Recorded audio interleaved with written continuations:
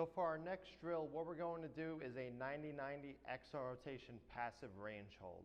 So it's a mouthful. What we're going to work on is basically taking our passive range of motion that we just worked on with the pails rails and trying to make it active range. I'm going to show you the first couple reps from the side, and then we'll do the same thing on the opposite side with a front view so you can see what's going on. So what I'm going to do, I'm going to set up 90 degrees again, just like we did.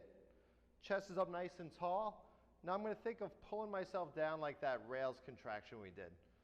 Okay, so chest is upright. I'm making sure that my spine isn't rounding, hovering forward as much as I can. Once you're at your end range here, what we're going to do is we're slowly going to take the hands off the floor.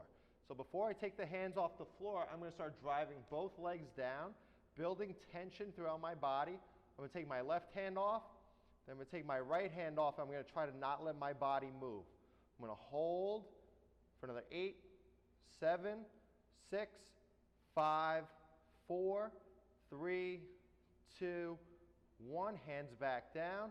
You're going to pull yourself a little bit deeper now. We're going to do 2 more 10-second holds. Take a full inhale. Start to drive those legs into the floor. One hand comes off. Other hand comes off. Don't let that spine move. And hold. Chest is up tall the entire time. Keep pressing the legs down for another 5, 4, 3, 2, 1. Hands back on. We're going to do one final rep. Try to pull yourself a little bit deeper. You might be able to see there's a little bit of contact between my rib cage or my belly button and my thigh. As I go through this, if you have this range of motion, think of trying to press them into each other. So I'm trying to drive the belly button down. I'm trying to drive my thigh up. That's helping me build more tension throughout my body. One final rep here. One hand comes off. Other hand comes off. Chest is up tall. Keep squeezing for another 8, 7, 6, 5, 4, 3, 2, 1. Relax. I'm going to do the same thing on the other side. I'm going to do that now facing the front so you can see where my body is positioned.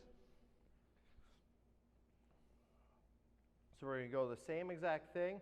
As I go through this, I'm trying not to allow my body to shift out to the side like this. I'm going to try to keep everything straight forward facing the camera. Hovering my belly button forward like that rails contraction. Once I'm in a position I feel good in, right hand is going to come off, left hand is going to come off. Keep pressing the legs down and hold.